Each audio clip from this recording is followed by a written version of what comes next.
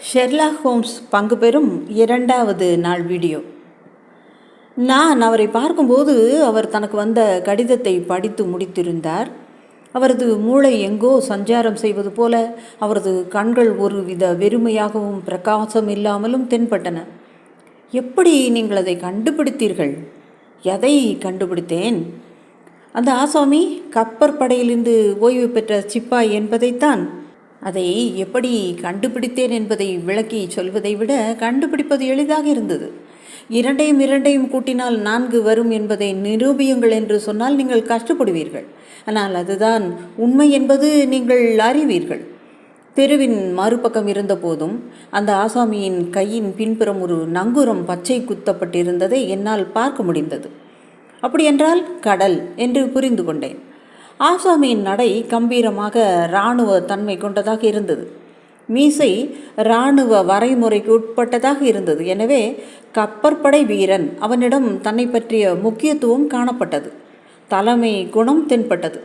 தனது தலையை அவன் வைத்திருந்த விதத்தையும் கையில் இருந்த பிரம்பை சுழற்றிய விதத்தையும் நீங்கள் பார்த்திருக்கலாம். நிதானமாக மரியாதைக்குரிய நடுத்தர வயது ஆசாமி.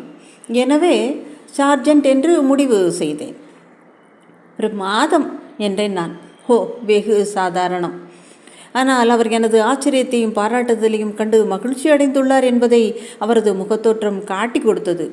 குற்றவாளிகளே இல்லை என்று இப்போது தானே சொன்னேன். ஆனால் நான் சொன்னது தவறு. இதை பாருங்கள் என்று சொல்லி செய்தி கொண்டு வந்தவன் கொடுத்துவிட்டு போன கடிதத்தை என்னிடம் கொடுத்தார். நான் அதை பார்த்துவிட்டு இது என்ன கொடுமை என்று கத்தினேன். கொஞ்சம் அசாதாரணமாகத்தான் தெரிகிறது. ஆனால் அதை எனக்காக கொஞ்சம் நீங்கள் சத்தம் போட்டு படித்து காட்ட முடியுமா? இதுதான் நான் அவருக்கு படித்து காட்டிய கடிதம். அன்புள்ள திரு ஷெர்லாக் ஹோம், பிரிக்ஸ்டன் சாலையின் குறுக்கு தெரு லாரிஸ்டன் தோட்டத்தில் எண் 3 உள்ள வீட்டில் இரவு ஒரு கெட்ட காரியம் நடந்துள்ளது. காலை 2 மணி அளவில் ரோந்தில் இருந்த நம்முடைய ஆள் அங்கே விளக்கு எரிவதை பார்த்திருக்கிறார். அந்த வீட்டில் யாருமே வசிக்காததால் அவர் சந்தேகப்பட்டிருக்கிறார். கதவு திறந்திருந்தது. அவர் அறையில் எந்த பொருளும் காணப்படவில்லை. ஆனால் நன்கு உடை அணிந்திருந்த ஒரு மனிதனின் உடல் கிடந்துள்ளது. அவனது பைக்குள் இருந்த அடையாள அட்டையில் ஈனோக் ஜே ட்ரெப்பர், கிளெவ்லாந்து, அமெரிக்கா என்று இருந்தது. அங்கே பொருட்கள் திருடு போனதற்கான அறிகுறி எதுவுமே இல்லை. அந்த மனிதன் எப்படி இறந்தான் என்பதற்கான ஆதாரமும் இல்லை. அந்த அறையில் இரத்த கரைகள் உள்ளன. ஆனால் அந்த மனிதனின் உடலில் எந்த காயமுமே இல்லை. அந்த உடல் ஆள் வசிக்காத அந்த வீட்டுக்கு எப்படி வந்தது என்று எங்களுக்கு புரியவே இல்லை. சொல்ல போனால் இந்த விஷயம் முழுவதுமே குழப்பமாக உள்ளது. நீங்கள் 12 மணிக்கு முன்னர் இந்த வீட்டுக்கு வந்தால் நான் அங்கே இருப்பேன். உங்களிடமிருந்து பதில் கிடைக்கும் வரை அனைத்தையும் அவப்படியே இருந்த இடத்திலே வைத்திருக்கிறேன். உங்களால் வர முடியாமல் போனால் முழு தகவலையும் நானே உங்களுக்கு தருகிறேன். மிகவும் அருள் கூர்ந்து உங்களது ஆலோசனையை அளித்து எனக்கு உதவ வேண்டும். உங்கள் நம்பிக்கையுள்ள கிரெக்சன். ஸ்காட்லாந்து யார்டில் வேலை செய்பவர்களிலே மிகவும் புத்திசாலி இந்த கிரெக்சன் என்றார் என் நண்பர். ஒட்டுமொத்த மோசமானவர்களில் இவரும் லெஸ்ட்ரேட்டும் தான் ஓரளவுக்கு உருப்படியானவர்கள். இருவரும் வேகமாகவும் ஆர்வத்தோடும் பணிபுரியக்கூடியவர்களானால் ஒருவரை ஒருவர் வெறுப்பவர்கள் கூட. 2 அடக்கிகள் ஒருவர் மீது ஒருவர் பொறாமை கொள்வது போல ஒருவர் மீது மற்றவருக்கு பொறாமை. இவர்கள் இருவரையும் இந்த வழக்கில் துப்பு துலக்க சொன்னார்கள் என்றால் ஒரே கூத்தாக இருக்கும். அவர் இவ்வளவு அமைதியாக பேசியது எனக்கு ஆச்சரியத்தை ஏற்படுத்தியது. நிச்சயம் ஒரு நிமிடத்தை கூட நாம் வீணாக்கக்கூடாது. நாம் ஓடி சென்று உங்களுக்காக ஒரு வண்டியை பிடிக்கட்டுமா என்றேன் நான். நான் போவேனா என்பது சந்தேகம்தான். என்னை விட சோம்பேறியை இந்த உலகத்தில் பார்க்க முடியாது. ஆனால் எனக்கு தோன்றும் போது என்னால் சுறுசுறுப்பாக இயங்க முடியும். இல்லை, இதைத்தானே நீங்கள் எதிர்பார்த்து காத்திருந்தீர்கள். அதனால் எனக்கு என்ன நன்மை தோழரே? நான் இந்த வழக்கை துப்பு துலக்கினால் கிரெக்சன், லெஸ்ட்ரேட் போன்றவருக்குத்தானே அத்தனை புகழும் போய் சேரும். அதிகாரபூர்வமாக இல்லாவிட்டால் இப்படித்தான் நிகழும். ஆனால் அவர் நீங்கள் உதவ வேண்டும் என்று கெஞ்சி இருக்கிறாரே. ஆமாம், நான் அவரை விட சிறந்தவன் என்று அவருக்கு தெரியும். அவரே அதை என்னிடம் ஒப்புக்கொள்ளுகிறார். ஆனால் 3ஆம் மனிதரிடம் அதை சொல்வதற்கு பதில் தனது நாக்கையே அறுத்து கொள்ளக்கூடியவர் அவர், தெரியுமா? போகட்டும், நாம் போய்த்தான் பார்ப்போமே. இந்த சிக்கலை நானே விடுவித்தால் வேறு ஒன்றும் இல்லாவிட்டாலும் அவர்களை கண்டு சிரிக்கவாவது முடியும். வாருங்கள், போகலாம். அவசர அவசரமாக தனது ஓவர் கோட்டை அணிந்து கொண்டு அவர் கிளம்பினார். அவரது சுறுசுறுப்பு அவரது சோம்பல் நிலையை தாண்டிவிட்டது. உங்களது தொப்பியை எடுத்துக்கொள்ளுங்கள் என்றார் அவர். நான் வர வேண்டும் என்று விரும்புகிறீர்களா? ஆமாம், உங்களுக்கு வேற வேலை இல்லை என்றால். ஒரு நிமிட நேரத்தில் இருவரும் ஏறியிருந்த குதிரை வண்டி பிரிக்ஸ்டன் சாலையை நோக்கி படு வேகமாக விரைந்தது. ஓரிடத்தில் எனது கையை நீட்டி, அதோ பிரிக்ஸ்டன் சாலை, நான் தவறு செய்யவில்லை என்றால் அதோ அதுதான் அந்த வீடு என்றேன். ஆமாம், அதுதான். ஓட்டுநரே, வண்டியை உடனே நிறுத்துங்கள் என்றார் ஹோம்ஸ். இன்னமும் 100 கஜ தூரம் இருந்தாலும் அவர் அங்கே இறங்க அவர் பொருத்தினார். மீதமுள்ள தூரத்தை நடந்தேதான் கடந்தோம். எண் 3 லாரிஸ்டன் கார்டன்ஸ் வீடு கெட்ட சக்தி அதிக உடையதாக பயமுறுத்துவதாக அந்த காட்சி அளித்தது. அங்கே 4 வீடுகள் இருந்தன. அவற்றில் 2இல் மக்கள் வசித்தனர். மீதம் 2 வீடுகள் காலியாக இருந்தன. காலி வீடுகளில் 3 அடுக்குகளில் சோகமான ஜன்னல்கள் வெறுமையாகவும் உயிரிழந்தும் காட்சியளித்தன. ஆங்காங்கே வீடு வாடகைக்கு என்று தட்டிகள் மட்டும் தோலின் மீது புண்கள் போல காட்சியளித்து கொண்டிருந்தது. ஒவ்வொரு வீட்டையும் சாலையிலிருந்து ஒரு தோட்டம் பிரித்து காட்டியது. வீடுகளை நோக்கி ஒரு சிறு மஞ்சள் பாதை சென்றது. அந்த பாதை களிமண்ணும் கற்களும் கலந்து போடப்பட்டிருந்தது. தோட்டத்தை சுற்றி 3 அடி செங்கல் சுவர். அந்த சுவரில் சாய்ந்தவர் ஒரு காவல்துறை கான்ஸ்டபிள் நின்று கொண்டிருந்தார். அவரை சுற்றி சில சோம்பேறிகள் கழுத்தை நீட்டி கண்களை விரித்து உள்ளே நடப்பது என்ன என்பதை தெரிந்து கொள்ள ஆவலாக நின்று கொண்டிருந்தார்கள். அருகே சென்றதுமே ஷெர்லாக் ஹோம்ஸ் உடனடியாக வீட்டுக்குள் சென்று மர்மத்தை அறிந்து கொள்ள முற்படுவார் என்று நான் எதிர்பார்த்தேன். ஆனால் அது போன்ற எண்ணமே அவரிடத்திலே இல்லை. எந்தவித அவசரமும் இல்லாமல் அவர் நடைபாதையில் அங்கும் இங்கும் சென்றார். வெறுமனே தரையை, வானத்தை, எதிர் சாரி வீடுகளை, வீட்டின் வேலிகளை பார்த்து கொண்டிருந்தார். நடந்திருந்த நிகழ்வுக்கு சற்றும் பொருத்தமில்லாது அவர் நடந்து கொள்வது போல எனக்கு தோன்றியது. இந்த கவனிப்புகளுக்கு பிறகு அவர் மெதுவாக பாதையில் நடக்கத் தொடங்கினார். சொல்ல போனால் தரையை பார்த்து கொண்டே பாதையை ஒட்டியுள்ள புல்லில்தான் அவர் நடந்தார். 2 முறை நின்றார். ஒரு முறை அவர் முகத்தில் புன்சிரிப்பு தென்படுவதை பார்த்தேன். தனக்குள்ளாக திருப்தியுடன் ஏதோ சொல்வதையும் கேட்டேன். ஈர களிமண் பாதையில் பல காலடி தடங்கள் இருந்தன. ஆனால் காவல்துறையினர் வருவதும் போவதுமாக இருந்ததால் அந்த தடங்களை பார்த்து அவர் என்ன தெரிந்து கொள்ளப் போகிறார் என்று எனக்கு புரியவில்லை. ஆனாலும் அவரது பகுத்துணர்வும் திறனில் வேகத்தை பார்த்திருந்ததால் என் கண்ணுக்கு புலப்படாத பலவற்றை அவரால் பார்க்க முடியும் என்பதில் எனக்கு சந்தேகமே இல்லை. ஒரு உயரமான மனிதர் வேகமாக வந்து எனது கூட்டாளியின் கையை பற்றி குலுக்கினார். நீங்கள் கருணை கூர்ந்து வந்தது மிகவும் மகிழ்ச்சி தருகிறது. நான் அனைத்தையும் அப்படியே விட்டு வைத்திருக்கிறேன் என்றார். அதை தவிர என்று என் நண்பர் பாதையை காண்பித்தார். ஒரு எருமை கூட்டம் அந்த பக்கம் சென்றிருந்தால் என்ன நடந்திருக்குமோ அதைவிட கலைபுரம் அங்கே நிகழ்ந்துள்ளது. அதை அனுமதிப்பதற்கு முன் நீங்களே சில முடிவுகளை எடுத்திருக்க வேண்டுமே கிரெக்சன். ஏன் எல்லாரையும் நடக்க அனுமதித்தீர்கள்? எனக்கு வீட்டுக்குள்ளே வேலை நிறைய இருந்தது. எனது சக அலுவலர் திரு லெஸ்ட்ரேட் இங்கே இருக்கிறார். அவர் இதை கவனித்துக் கொள்வார் என்று நான் விட்டு விட்டேன் என்றார் தட்டி கெடுக்கும் வகையில். ஹோம்ஸ் என்னை பார்த்து கேலியாக கண்களை சிமிட்டினார். நீங்களும் லெஸ்ட்ரேட்டும் இங்கே இருக்கும்போது 3வது மனிதனுக்கு கண்டுபிடிக்க இங்கே என்ன இருக்கப் போகிறது என்றார். கிரெக்சன் உடனே திருப்தியுடன் தனது உள்ளங்கைகளை உரசி கொண்டார். எங்களால் செய்யக்கூடிய அனைத்தையும் செய்துவிட்டோம். ஆனால் இது மிகவும் விந்தையான வழக்காக இருக்கிறதே. இது போன்ற வழக்குகளில் உங்களுக்கு அதிக ஆர்வம் உள்ளது என்று எனக்கு தெரியும் என்றார். நீங்கள் குதிரை வண்டியில் இங்கே வந்தீர்களா என்றார் ஷெர்லாக் ஹோம்ஸ். இல்லை. லெஸ்ட்ரேட் வந்தாரா? இல்லையே. அப்படியானால் வாருங்கள், அறையை பார்ப்போம் என்று சம்பந்தமில்லாமல் சொல்லிக்கொண்டே கிரெக்சனை பின்தொடர்ந்து வீட்டுக்குள் சென்றார் ஹோம்ஸ். கிரெக்சன் ஆச்சரியமடைந்தார் என்பது அவரது முக தோற்றத்திலேயே தெரிந்தது. மரத்தாலான தூசி நிறைந்த ஒரு சிறிய வழி சமையல் அறைக்கும் அலுவலக அறைக்கும் இட்டு சென்றது.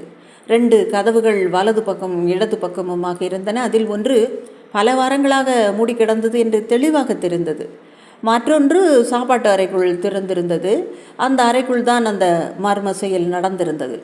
ஹோம்ஸ் உள்ளே சென்றார். நான் அவரை பின்பற்றி சென்றேன். சாவு அருகில் இருக்கிறது என்ற எண்ணம் என் மனதை எழுத்து இருந்தது. அது பெரிய சதுரமான அறை, எந்த பொருளுமே இல்லாததால் மேலும் பெரிதாக தெரிந்தது. சுவர்களில் அசிங்கமான வண்ணத்தாள் ஒட்டப்பட்டிருந்தது. பல இடங்களில் பூஞ்சை படிந்த திட்டுகள் தென்பட்டன. ஆங்காங்கே தாள் கிழிந்து தொங்கியபடி அதன் பின் இருந்த மஞ்சள் சுவற்றை காட்டி கொடுத்தது. ஒரு மூலையில் சிவப்பு மெழுகுவர்த்தியின் அடிபாகம் இருந்தது. இவை அனைத்தையும் நான் பின்னர் தான் கவனித்தேன். ஆனால் முதலில் என்னுடைய கவனம் தரையில் கிடத்தப்பட்டிருந்த அந்த அசையாத உடலின் மீது தான் விழுந்தது. அதன் கண்கள் வெளுத்து போன கூரையை வெறித்து பார்த்து கொண்டிருந்தன. 43 அல்லது 44 வயதான மனிதன். நடுத்தர பருமன், அகன்ற தோள்கள், சுருட்டையான கருப்பு முடி, சிறிய முள் தாடி, கனமான கோட் அணிந்திருந்தான். வெளிர் நிற ட்ரௌசரும் நல்ல காலரும் கஃப்பும் அணிந்திருந்தான். ஒரு நல்ல தொப்பி தரையில் கிடந்தது. அவனது கை விரல்கள் இறுக மூடியபடி இருந்தன. கைகள் அகன்ற வாக்கில் இருந்தன. கால்கள் பிணைந்திருந்தன. சாகும்போது போராட்டம் கடுமையாக இருந்திருக்க வேண்டும். இறுகிய முகத்தில் பயமும் ஒருவித வெறுப்பும் இருந்தது. இது போன்ற வெறுப்பை கக்கும் தோற்றத்தை நான் எந்த மனிதனிடத்திலும் பார்த்ததில்லை. இந்த முக தோற்றத்துடன் சேர்ந்து தாழ்வான நெற்றியும் சப்பையான மூக்கும் வெளியே தள்ளிய தாடையும் வலியால் துடித்த தோற்றமும் படுத்திருந்த நிலையும் சேர்ந்து அந்த மனிதன் பார்க்க குரங்கு போலவே இருந்தான். நான் சாவை பல கோணங்களில் பார்த்திருக்கிறேன். ஆனால் புறநகர் லண்டனின் முக்கியமான ஒரு தெருவில் இருந்த 2 அழகான வீட்டில் பார்த்தது போன்ற கோரமான சாவை வேறு நான் எங்குமே பார்த்ததில்லை. துருவென்று இருந்த ஒல்லியான லெஸ்ட்ரேட் வாசலில் நின்று கொண்டிருந்தார். எனது தோழரையும் என்னையும் வரவேற்றார். இந்த வழக்கு பெரும் பரபரப்பை ஏற்படுத்தும் என்றார். நான் இதுவரை இதை போல ஒரு வழக்கை பார்த்ததில்லை. அதுவும் நான் ஒன்றும் அப்படி பயப்படுகிறவனும் அல்லன். ஒரு துப்பு கூட கிடைக்கவில்லையே என்றார் கிரெக்சன். சுத்தமாக இல்லை என்றார் லெஸ்ட்ரேட். ஷெர்லாக் ஹோம்ஸ் உடலை நெருக்கி முழங்காலிட்டு குனிந்து அதை ஆழ்ந்து கவனமாக சோதித்தார். உடலில் இருக்கும் வீக்கங்களையும் கீழே சிந்தி இருக்கும் இரத்தத்தையும் பார்த்தபடி, உடலில் நிச்சயமாக காயங்கள் எதுவும் இல்லையா? கட்டாயமாக இல்லை என்று இருவரும் சேர்ந்து சொன்னார்கள். அப்படியென்றால் இரத்தம் வேறொரு ஆளுடையதாக இருக்க வேண்டும். ஒரு வேளை கொலை என்று முடிவானால் கொலைக்காரனுடையதாக இருக்கலாம். இப்படி சொல்லி கொண்டிருக்கும் போதே அவரது நளினமான விரல்கள் அங்கும் இங்கும் பரவி தொட்டு அழுத்தி பொத்தானை கலற்றி தோண்டி துருவி கொண்டிருந்தது. கண்களோ நான் ஏற்கனவே சொன்னது போல எங்கோ வெறித்து பார்ப்பது போல இருந்தது. அவரது பரிசோதனைகள் நடந்து முடிந்த வேகத்தை பார்த்தால் யாருமே அவர் அவ்வளவு துப்புரவாக அதனை செய்திருக்கிறார் என்று சொல்ல முடியாது. கடைசியாக அவர் இறந்த மனிதனின் உதடுகளை போய் முகர்ந்து பார்த்தார். பின்னர் அவனது தோல் பூட்ஸின் அடிபாகத்தை பார்த்தார். இவன் நகர்த்தப்படவில்லை தானே? எங்களது பரிசோதனைகளுக்கு தேவையான அளவுக்கு மேல் நகர்த்தவில்லை. சரி, இவரை இனி சவக்கிடங்குக்கு எடுத்து செல்லலாம் என்றார். இனிமேல் அறிந்து கொள்வதற்கு எதுவுமே கிடையாது என்றார். கிரெக்சன் 4 ஆட்களையும் ஒரு ஸ்ட்ரெச்சரையும் அங்கே வைத்திருந்தார். அவர் அழைத்ததும் அவர்கள் அறைக்குள் நுழைந்து சவத்தை எடுத்துக்கொண்டு சென்றனர். உடலை தூக்கும்போது ஒரு மோதிரம் கீழே விழுந்து உருண்டு ஓடியது. லெஸ்ட்ரேட் ஓடி சென்று அந்த மோதிரத்தை எடுத்து குழப்பமான கண்களோடு அதை வெறித்து பார்த்தார். இங்கே ஒரு பெண் இருந்திருக்கிறாள் என்று கத்தினார். இது ஒரு பெண்ணின் திருமண மோதிரம். சொல்லும்போதே அந்த மோதிரத்தை தன் உள்ளங்கையில் வைத்து காண்பித்தார். நாங்கள் அவரை சுற்றி நின்று அதை பார்த்தோம். அந்த மோதிரம் ஒரு பெண்ணின் கை விரலில் ஒரு காலத்தில் இருந்தது என்பதில் சந்தேகம் எதுவுமே இல்லை. இந்த வழக்கு மேலும் குழப்புகிறதே என்றார் கிரெக்சன். இந்த வழக்கு ஏற்கனவே குழப்பமாக இருந்தது என்று கடவுளுக்கே தெரியும். வழக்கு மிக எளிதாகி உள்ளதாக உங்களால் யோசிக்க முடியவில்லையா என்றார் ஹோம்ஸ். அதையே வெறித்து பார்த்து கொண்டிராமல் ஒன்றையும் அப்படியென்றால் தெரிந்து கொள்ள முடியாது. அவரது பாக்கெட்டில் என்ன இருந்தது என்று பாருங்கள். கண்டுபிடித்தீர்களா அதை? அவை எல்லாம் இங்குதான் இருக்கின்றன என்று கிரெக்சன் மாடியின் கீழ்ப்படிக்கு அருகில் குவித்து வைக்கப்பட்டிருந்த பொருட்களை சூட்டி காட்டினார். ஒரு தங்க கை கடிகாரம், நல்ல கனமான தங்க சங்கிலி, தங்க மோதிரம், அதில் மேசன் குறியீடு பொறிக்கப்பட்டுள்ளது. சட்டையில் செருக்கிக் கொள்ளும் நாயின் தலை வடிவ தங்க பதக்கம், அதன் கண்கள் சிவப்பு கற்களால் ஆனதாக இருந்தது. தோலால் ஆன ரஷ்யாவில் செய்யப்பட்ட அடையாள அட்டைகள் வைக்கும் பை, அதில் ஈனோக், ஜே ட்ரெப்பர், கிளீவ்லாந்து என்று அச்சிடப்பட்ட அட்டைகள். பர்சு இல்லை, ஆனால் உதிரியாக 7 பவுண்டு 13 ஷில்லிங் பணம் உள்ளது. அருகில் ஒரு புத்தகம், அதில் கெர்சன் என்பவரது பெயர் உள்பக்கத்தில் எழுதப்பட்டுள்ளது. 2 கடிதங்கள், ஒன்று ஜே ட்ரெப்பருக்கும் மற்றொன்று கெர்சனுக்கும் வந்தவை. முகவரியில் என்ன எழுதியிருக்கு? American exchange. வந்து கேட்கும் வரை அங்கே வைத்திருக்குமாறு அறிவுரையுடன். ரெண்டுமே கியான் கம்பெனியிலிருந்து வந்த கடிதங்கள். அவர்களது படகு லிவர்பூலில் இருந்து கிளம்புவதை தெரிவிப்பது இந்த மனிதர் நியூயார்க் திரும்பி செல்ல முடிவு செய்திருந்தார் என்று தான் தெரிகிறது. இந்த கெர்சனை பற்றி விசாரிச்சிங்களா? உடனே செஞ்சிட்டேன் சார். எல்லா செய்தித்தாளுக்கும் விளம்பரம் அனுப்பிட்டோம். ஒரு காவலரை அமெரிக்கன் எக்ஸ்சேஞ்சுக்கு அனுப்பியிருக்கேன். அவர் இன்னமும் திரும்பி வரவில்லை. கிளீவ்லாந்துக்கு தகவல் அனுப்பினீங்களா? இன்று காலை தான் தந்தி அனுப்பினோம் சார். உங்களது தந்தியில் என்ன கேட்டிருந்தீர்கள்? இங்கே என்ன நடந்தது எல்லாம் விவரித்துவிட்டு அவர்களிடமிருந்து என்ன தகவல் வந்தாலும் அது எங்களுக்கு உதவும் என்று சொல்லியிருக்கிறோம். உங்களுக்கு மிக முக்கியமாக தோன்றும் எதை பற்றியாவது குறிப்பாக தகவல் வேண்டும் என்று கேட்டிருக்கிறீர்களா? கெர்சன் பற்றி தான் தகவல் கேட்டிருக்கிறேன். வேறு ஒன்றுமே இல்லையா? இந்த வழக்கு முழுவதுக்குமே ஏதாவது ஒரு புள்ளியில் தொங்குவது போல உங்களுக்கு தோன்றவில்லையா? நீங்கள் மீண்டும் தந்தி அனுப்ப வாய்ப்பு இருக்கிறதா? சார், நான் சொல்ல வேண்டிய அனைத்தையுமே சொல்லிவிட்டேன் என்றார் கிரெக்சன் சற்றே கோபமடைந்தவராக. ஷெர்லாக் ஹோம்ஸ் தனக்குள்ளே சிரித்துக்கொண்டே ஏதோ சொல்ல வந்தார். நாங்கள் பேசி கொண்டிருக்கும்போது முன்னறையில் இருந்த லெஸ்ட்ரேட் கைகளை உரசிக்கொண்டே முழுவதும் திருப்தி அடைந்த நிலையில் பெருமையாக பார்த்தவரை எங்களை நோக்கி வந்தார். மிஸ்டர் கிரெக்சன், நான் இப்போதுதான் மிக முக்கியமான ஒரு விஷயத்தை கண்டுபிடித்திருக்கிறேன். நான் மட்டும் சுவர்களை கவனமாக பார்க்கவில்லை என்றால் இந்த மிக முக்கியமான துப்பை யாருமே கவனிக்காமல் விட்டிருப்பார்கள் என்றார். தனது சக அலுவலருக்கு மேலாக தான் ஒரு விஷயத்தை கண்டுபிடித்துவிட்ட சந்தோஷத்தில் பேசும்போது அவரது கண்கள் மின்னின. இங்கே வாருங்கள் என்று சொல்லிக்கொண்டே சவம் இருந்த அறைக்குள் சென்றார். சவத்தை எடுத்ததால் அந்த அறை சற்று தெளிவாக தெரிந்தது. இப்போது இங்கே பாருங்கள் என்றார். அவர் ஒரு தீக்குச்சி எடுத்து பற்ற வைத்து சுவரை நோக்கி காட்டினார். அங்கே பாருங்கள் என்றார் வெற்றி களிப்பில். சுவரில் ஒட்டப்பட்டிருந்த வண்ண தாள் கிழிந்திருந்தது என்று நான் முன்னே குறிப்பிட்டிருந்தேன் அல்லவா? அறையில் ஒரு மூலையில் பெரிய அளவுக்கு காகிதம் கிழிந்து மஞ்சள் சதுரத்தில் காரை பூசப்பட்டது தெரிந்தது. அந்த வெற்றிடத்தில் இரத்த சிகப்பால் ஒரு வார்த்தை கிறுக்கப்பட்டிருந்தது: ராஜ். தொலைக்காட்சி நிகழ்ச்சியை தொகுத்து வழங்குபவர் போல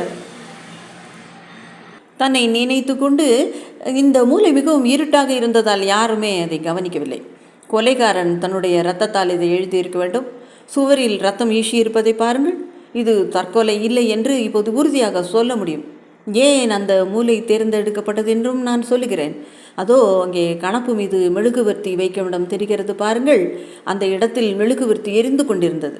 அப்போது இந்த மூலையில்தான் அறையிலேயே வெளிச்சம் அதிகமாக இருந்திருக்கும். அப்போதுதான் இது எழுதப்பட்டிருக்கும். சரி, இப்போது நீங்கள் இதை கண்டுபிடித்ததால் என்ன பலன் என்றார் கிரெக்சன் சற்றே கேலியான குரலில். என்ன பலனா? இதை எழுதியவர் ராஜ் என்ற பெண்ணின் பெயரை அங்கே எழுத முற்பட்டுள்ளார். ஆனால் அதை எழுதி முடிப்பதற்கு முன்னே அவரை யாரோ தடுத்து விட்டார்கள். என் சொல்லை கேளுங்கள். இந்த வழக்கு முடிவதற்குள் ராச்சேல் என்ற பெண் இதனுடன் சம்பந்தப்பட்டவளாக இருப்பாள். பாருங்களேன். சிரிக்காதீர்கள் ஷெர்லாக் ஹோம்ஸ். நீங்கள் சாமர்த்தியமானவராகவும் புத்திசாலியாகவும் இருக்கலாம். ஆனால் எல்லாம் முடிந்த பிறகு பார்த்தால் என்னை போல அனுபவசாலி தான் சிறந்தவன் என்பதை நீங்கள் உணர்வீர்கள். தயவு செய்து மன்னியுங்கள் என்றார் எனது தோழர்.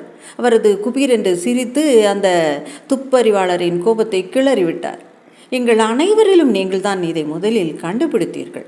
நீங்கள் சொன்னது போலவே நேற்று இரவு நடந்த மர்மத்தில் பங்கு கொண்ட இரண்டாவது அசாமியால் தான் இது எழுதப்பட்டிருக்க வேண்டும். அறையை முழுவதுமாக சோதனை செய்ய எனக்கு கொஞ்சம் நேரம் கிடைக்கவில்லை. இப்போது உங்களது அனுமதியுடன் அதனை செய்கிறேன். இப்படி சொல்லிக்கொண்டே அவர் தன்னுடைய அளவெடுக்கும் நாடாவையும் பூத கண்ணாடியையும் பாக்கெட்டிலிருந்து வெளியே எடுத்தார். சத்தமே போடாமல் அறையை சுற்றி வந்தார். அங்கங்கே நின்றார். அவ்வப்போது முட்டி போட்டார். ஒரு முறை தரையில் முகம் கீழே படுமாறு படுத்து கொண்டார். தன் வேலையில் அவ்வளவு தீவிரமாக இருந்தவர் நாங்களெல்லாம் அந்த அறையில் இருப்பதை முற்றிலுமாக மறந்து போனார். தனக்குத்தானே பேசிக்கொண்டார்.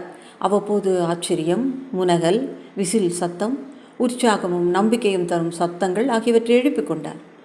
அவரை பார்க்கும்போது வேட்டைக்கு செல்ல பழக்கப்பட்ட நாய்கள் ஒரு வாசனையை நுகர்ந்தபடி முன்னும் பின்னும் போகுமே, அதுபோல ஆர்வத்தில் முனகுவதும் விட்ட வாசனையை மீண்டும் பிடிப்பதுமாக இருப்பது போல தோன்றியது.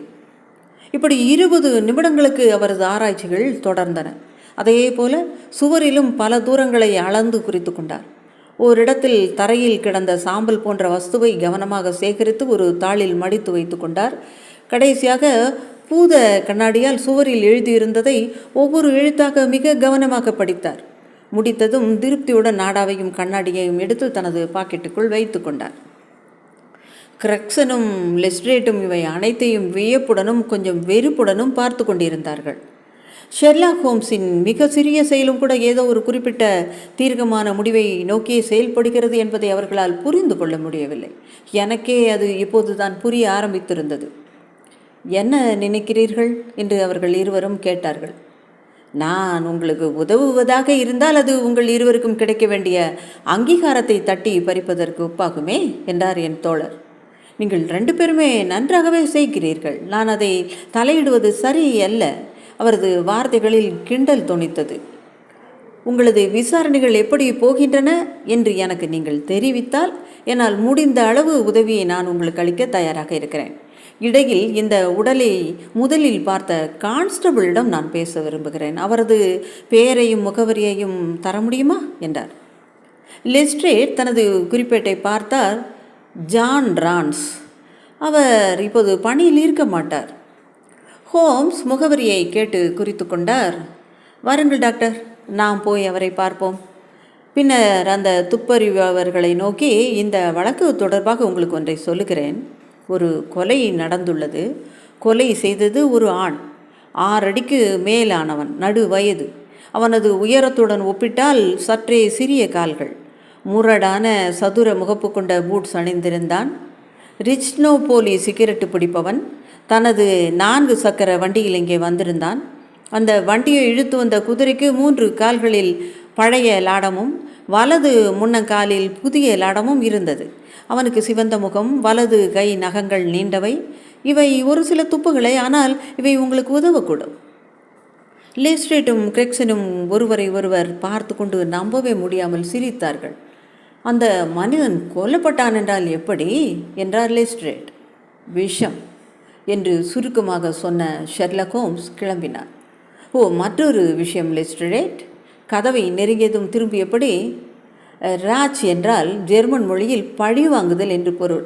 எனவே ராச்சேல் என்ற பெண்ணை தேடி அலைந்து உங்கள் நேரத்தை வீணாக்காதீர்கள். இப்படி சொல்லிவிட்டு 2 போட்டியாளர்களும் திறந்த வாய் மூடாமல் இருக்க அவர் வெளியேறினார். நாங்கள் வெளியேறிய போது மணி 1 ஆகியிருந்தது. ஹோம்ஸ் பக்கத்தில் உள்ள தந்தி அலுவலகத்துக்கு என்னை அழைத்து சென்று அங்கு மிக நீண்ட தந்தி ஒன்றை அனுப்பினார். பிறகு ஒரு வண்டியை அழைத்து லெஸ்ட்ரேட் கொடுத்த முகவரிக்கு செல்லுமாறு ஓட்டுநரிடம் சொன்னார். நேரடி சாட்சியம் போல எதுவுமே கிடையாது என்றார் அவர். சொல்லப்போனால் இந்த வழக்கை பொறுத்தமட்டில் நான் ஒரு முடிவை ஏற்கனவே எடுத்து விட்டேன். இருந்தாலும் தெரிந்து கொள்ள வேண்டிய அனைத்தையும் தெரிந்து கொள்வது நல்லதல்லவா? நீங்கள் என்னை ஆச்சரியப்படுத்துகிறீர்கள் ஹோம்ஸ். எல்லாவற்றையும் அறிந்து கொண்ட துணியில் நீங்கள் கூறிய தகவல்கள் முழு உண்மை என்று நீங்கள் நினைக்கிறீர்களா? அதில் தவறுகள் இருக்க வாய்ப்பே இல்லை என்றார் அவர். நான் அங்கு வந்தவுடனே கவனித்த முதல் விஷயம், தெரு ஓரத்தில் ஒரு குதிரை வண்டி 2 தடங்களை பதித்திருந்ததைத்தான். நேற்று இரவு வரை கடந்த 1 வாரமாக மழை எதுவுமே கிடையாது. எனவே அந்த ஆழமான தடங்கள் நேற்று இரவுதான் உருவாக்கி இருக்க வேண்டும். குதிரையின் குழம்புகளும் பதிந்திருந்தன. அவற்றுள் ஒரு குழம்பு தடம் மற்ற 3ஐயும் விட ஆழமாக பதிந்திருந்தது. எனவே அந்த காலில் உள்ள லாடம் மற்ற 3ஐயும் விட புதிதானது. மழை ஆரம்பித்த பிறகுதான் வண்டி அங்கே வந்திருக்கிறது. அதற்கு முன் எந்த வண்டியும் அங்கே வரவில்லை என்று கிரெக்சன் சொன்னார். அப்படி என்றால் வண்டி இரவில் தான் வந்திருக்க வேண்டும். அப்படி என்றால் அதில் தான் அந்த இருவரும் அந்த வீட்டுக்கு வந்திருக்க வேண்டும். ஒருவரது காலடி இடைவெளியை கொண்டு 10க்கு 9 பேரின் உயரத்தை கணித்து விடலாம். அதனால் தான் நம் உயரத்தை பற்றி நான் சொன்னேன். மிக எளிமையான கணக்கு தான். ஆனால் அதை விளக்கி சொல்லி உங்களுக்கு அலுப்பூட்ட போவதில்லை. வெளியே களி மண்ணிலும் உள்ளே புழுதியிலும் அந்த மனிதனின் காலடி இடைவெளியை பார்த்தேன். அதை கொண்டு எனது கணக்கை போட்டேன். ஒரு மனிதன் சுவரில் எழுதும்போது தனது கண் இருக்கும் உயரத்தில் தான் எழுத முற்படுவான். அந்த சுவரில் எழுதியிருந்தது தரையிலிருந்து சுமார் 6 அடி உயரத்தில் இருந்தது. இதெல்லாம் சிறு பிள்ளை விளையாட்டு போல. சரி, அவன் வயது என்றேன் நான். 4 அடி நீளத்தை அதிகம் பிரயாசப்படாமல் ஒருவன் தாண்டுகிறான் என்றால் அவன் அதிக வயதானவனாக இருக்க முடியாது. தோட்டத்தில் மழை பெய்து உருவான குட்டை அந்த அகலத்துக்கு இருந்தது. லெதர் பூட்ஸ் அணிந்தவன் அந்த குட்டையை சுற்றி நடந்து சென்றுள்ளான். ஆனால் சதுர முகப்பு காலணி அணிந்தவன் தாண்டி குதித்துள்ளான். இதில் மர்மம் எதுவுமே இல்லை. நான் எழுதிய கட்டுரையில் சொல்லியிருந்தபடி கண்ணால் காண்பதையும் அதிலிருந்து பகுப்பாய்வதையும் நிஜ வாழ்க்கையில் பயன்படுத்தினேன். வேறு ஏதாவது விஷயம் உங்களுக்கு குழப்பம் தருகிறதா? ஆமாம், அந்த நெகமும் டிச்சினோபோலி சாம்பலும் என்றேன் நான். சுவரில் அந்த மனிதனின் ஆள்காட்டி விரல் இரத்தத்தில் தோய்ந்து எழுதப்பட்டிருந்தது. பூத கண்ணாடியை வைத்து நான் பார்த்தபோது சுவரில் காரை சுரண்டப்பட்டிருந்தது. அந்த மனிதனது நகம் சரியாக வெட்டப்படாமல் இருந்ததால் இது சாத்தியம். தரையில் கிடந்த சாம்பலை நான் சேகரித்தேன். அது கருப்பாகவும் செதிலாகவும் இருந்தது. டிச்சினோபோலி சுருட்டுத்தான் அப்படியான சாம்பலை தரும். பல்வேறு சுருட்டு சாம்பலை நான் ஆராய்ச்சி செய்துள்ளேன். அதை பற்றி ஒரு புத்தகம் கூட எழுதியுள்ளேன். சாம்பலை பார்த்த மாத்திரத்திலே அது எந்த சுருட்டு அல்லது புகையிலை என்பதை என்னால் தெளிவாக சொல்ல முடியும் என்பதை நான் பெருமையுடன் சொல்லிக் கொள்கிறேன். இது போன்ற சிறு சிறு தகவல்களில் தான் ஒரு தேர்ந்த துப்பறிவாளன் கிரெக்சன், லிஸ்ட்ரேட் போன்றவர்களிடமிருந்து தனித்து நிற்கிறான். அந்த சிவந்த முகம் என்றேன் நான்.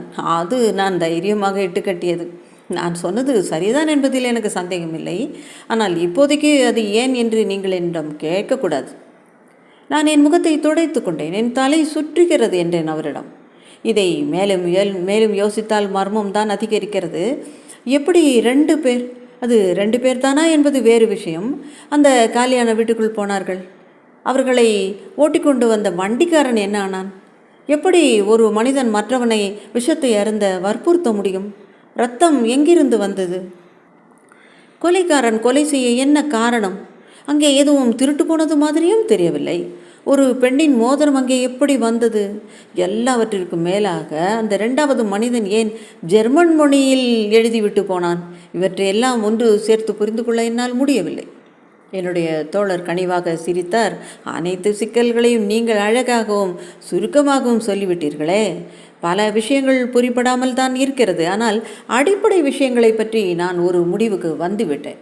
லெஸ்ட்ரேட் கண்டுபிடித்தது வேண்டுமென்றே சோசியலிசம், மர்ம குழுக்கள் என்று வழக்கை திசை திருப்புவதற்காக செய்யப்பட்டது. அதை எழுதியவன் ஒரு ஜெர்மானியனே கிடையாது. நாங்கள் இப்படி பேசிக்கொண்டிருக்கும்போது எங்களது வண்டி நெருக்கமான தெருக்களையும் மோசமான சந்துக்களையும் தாண்டி சிறிது சிறிதாக முன்னேறி சென்றது. உள்ளதிலேயே படுமோசமான ஒரு சந்தில் வண்டி சென்று நின்றது. ஓட்டுநர் இதுதான் ஆட்லிகோட் என்று வெளியேறிய செங்கல் கட்டடங்கள் உள்ள மிக குறுகிய சந்தை காட்டினார்.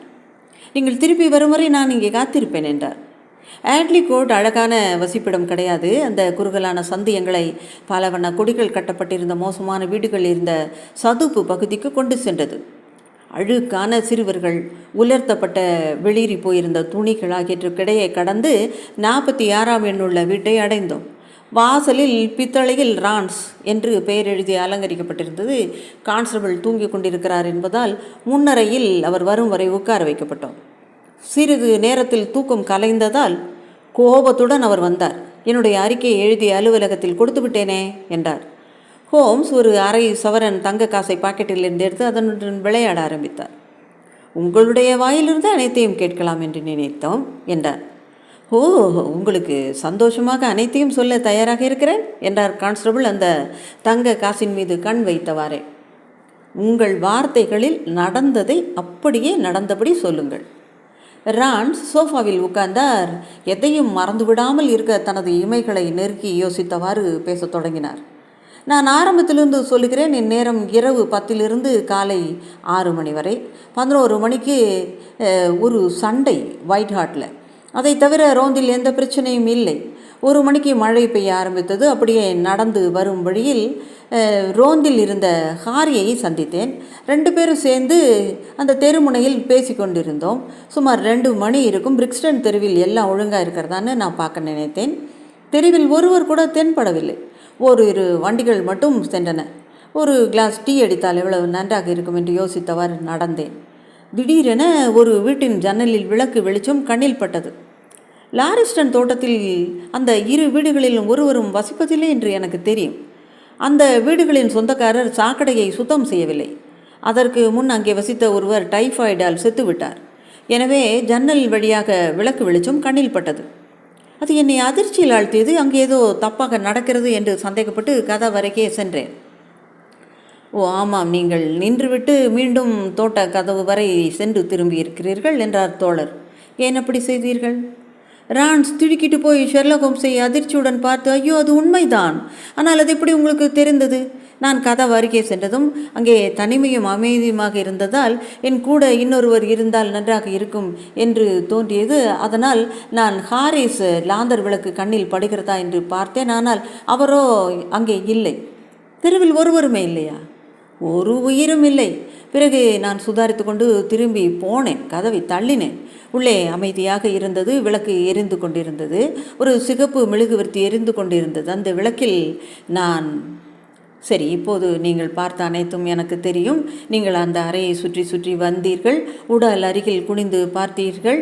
பிறகு அங்கிருந்து சமையல் அறையை நோக்கி சென்றீர்கள். பிறகு பேசிக்கொண்டே இருந்தார் ஹோம்ஸ். ஜான் ரான்ஸ் பயந்த முகத்துடனும் கண்களில் சந்தேகத்துடனும் திடீரென்று எழுந்து நின்று, எங்கே ஒளிந்திருந்த அத்தனையும் பார்த்தீர்கள்? உங்களுக்கு தெரிந்திருக்க வேண்டியதை விட அதிகமாக தெரிந்திருக்கிறது. ஹோம்ஸ் சிரித்து கொண்டே தனது அடையாள அட்டையை கான்ஸ்டபிளிடம் கொடுத்தார். என்னை கொலைக்காக கைது செய்து விட வேண்டாம். நான் வேட்டை நாயில் ஒருவன், ஓநாய் கூட்டத்தவன் அல்ல. கிரெக்சனும் லெஸ்ட்ரேட்டும் அதற்கு அத்தாட்சி. மேலே சொல்லுங்கள். அதன் பின் என்ன செய்தீர்கள்? ரான்ஸ் மீண்டும் உட்கார்ந்து கொண்டார். ஆனால் அவர் முகத்தில் குழப்பம் மாறவில்லை. நான் மீண்டும் வாசலுக்கு வந்து விசிலை ஊதினேன். அதனால் ஹாரியும் மேலும் அவரும் வந்தார்கள். இப்போது தெரு காலியாக இருந்ததா? கிட்டத்தட்ட. அதாவது உபயோகமாக யாருமே அங்கே கிடையாது. அப்படியென்றால்? கான்ஸ்டபிளின் முகம் புன்னகையால் விருந்தது. நான் என்னுடைய வாழ்க்கையில் எத்தனையோ குடிகாரர்களை பார்த்திருக்கிறேன். ஆனால் அன்று நான் பார்த்தவனைப் போல யாரையுமே பார்த்ததில்லை. நான் கதவருகே வந்தபோது அவன் வேலியில் சாய்ந்திருந்தான். அடி தொண்டையிலிருந்து ஏதோ ஒரு பாட்டை பாடியபடி கத்தி கண்டு இருந்தான். அவனால் நிற்கவே முடியவில்லை. அவன் எப்படியும் எனக்கு உதவி செஞ்சிருக்கவே முடியாது. அவன் எப்படிப்பட்ட மனிதன்? ஜான் ரான்ஸ் தனது இந்த குறுக்கு கேள்வியால் கடுப்பானார். அந்த ஆள் கொஞ்சம் அசாதாரணமான குடிகாரன் என்கிறேனே. நாங்கள் மட்டும் அந்த பிரச்சனைக்கு நடுவில் இல்லை என்றால் அந்த ஆளை காவல் நிலையத்துக்கு கொண்டு போயிருப்போம். அவனது முகம், அவனது உடை, அதை கவனித்தீர்களா? ஓ, பார்த்தேன். அந்த ஆளை நான் தானே தூக்கி நிறுத்த வேண்டியதாக இருந்துச்சு. நல்ல உயரம், சிவந்த முகம், முகத்தின் கீழ்பாகம் துணியால் மூடப்பட்டிருந்தது. அது போதும், அது போதும். சரி, அந்த ஆளுக்கு என்ன ஆனது என்று ஹோம்ஸ் கிட்டத்தட்ட கத்தினார். அந்த ஆளை பார்த்து கொண்டிருக்கலாம் எங்களுக்கு நேரம் இருக்கலை. அவன் தானாகவே வீடு போய் சேர்ந்திருப்பான். சரி, அவன் எப்படி உடை உடுத்தியிருந்தான்? ஒரு பழுப்பு ஓவர் கோட் போட்டிருந்தான். கையில் எது சாட்டை வச்சுருந்தானா? சாட்டையா? இல்லையே. அதை எங்கேயாவது விட்டிருப்பான் என்று தனக்குள்ளே சொல்லிக்கொண்டார். அதன் பின் வண்டி ஏதேனும் அங்கு வந்ததை பார்த்தீர்களா? இல்லையே. இந்தாங்க உங்களுக்கு அரை சவரன் என்று என் தோழர் கொடுத்து விட்டு எழுந்து நின்று தன் தொப்பியை சரி செய்து கொண்டார். ரான்ஸ், நீங்கள் இப்போது எப்போதுமே காவல்துறையில் உயரப்போவதே கிடையாது. உங்களது தலை அலங்காரத்துக்காக மட்டுமல்ல, அதை கொஞ்சம் பயன்படுத்தவும் வேண்டும். நேற்று நீங்கள் ஒரு சார்ஜென்ட்டாக பதவி உயர்வு பெற்றிருக்கலாம். நீங்கள் கையில் பிடித்திருந்த அந்த மனிதன் தான் இந்த மர்மத்துக்கான துப்பு. அவனைத்தான் நாங்கள் தேடுகிறோம். அதை பற்றி இனிமேல் இங்கே விவாதித்து பிரயோஜனமே இல்லை. வாருங்கள் டாக்டர், நாம் போகலாம். எங்களுக்கு தகவல் சொன்னவரை அதிர்ச்சியுடன் அதே நேரம் மிகுந்த கவலையுடன் இருக்குமாறு விட்டுவிட்டு நாங்கள் வண்டியை நோக்கி நடந்தோம். நாங்கள் வீட்டை நோக்கி செல்லும்போது அடி முட்டாள், எவ்வளவு அதிர்ஷ்டம் இருந்துள்ளது, ஆனால் அதை சிறிதும் பயன்படுத்தாமல் இருந்திருக்கிறான். எனக்கு சரியாக புரியவில்லை. நீங்கள் சொன்ன விவரங்கள் அந்த இரண்டாவது மனிதனுக்கு சரியாக பொருந்துகிறது. ஆனால் அவன் ஏன் மறுபடியும் அந்த வீட்டுக்கு வர வேண்டும்? குற்றவாளிகள் எல்லாம் அப்படி செய்ய மாட்டார்களே. மோதிரம் ஐயா, மோதிரம். அதற்காகத்தான் அவன் திரும்ப வந்தான். அவனை வேறு வழியில் பிடிக்க முடியாவிட்டால் அந்த மோதிரத்தை வைத்தாவது அவனுக்கு ஒரு பொறியை வைக்கிறேன். அவனை நிச்சயம் பிடித்து விடுவேன் டாக்டர். உங்களுக்குத்தான் நான் நன்றி சொல்ல வேண்டும். நீங்கள் இல்லாவிட்டால் நான் இந்த வழக்கை விசாரிக்க போயிருக்கவே மாட்டேன். நான் அப்படி போயிருக்காவிட்டால் இது போன்ற வழக்கை நான் சந்திக்காமலே போயிருப்பேன். நான் அவரை வியந்து பார்த்து கொண்டே இருந்தேன். வண்டியில் உட்கார்ந்தபடி நாங்கள் சென்றோம். என் மனதில் பல்வேறு கோணங்களில் சிந்தனை இருந்தது. மீண்டும் அடுத்த வீடியோவில் சந்திக்கலாம். ராஜி ஸ்டோரிஸிலிருந்து உங்கள் நான். நன்றி.